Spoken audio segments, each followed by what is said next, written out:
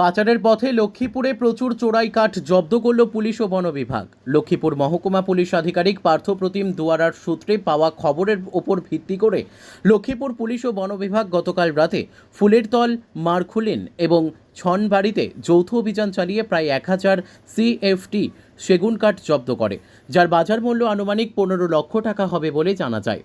এই মহামূল্যবান বেআইনি সেগুন কাঠের মালিক ফুলেরতলের রিঙ্কু মালাকার বলে এক সূত্রে জানা গেছে।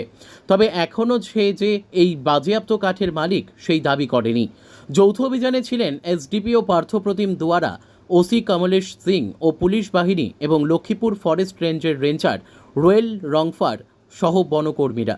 SDPO দুয়ারা এবং রেঞ্জার রোয়েল রংফার জানিয়েছেন, কাঠের চোরা কারবারিরা এখন থেকে আর রেহাই পাবে না।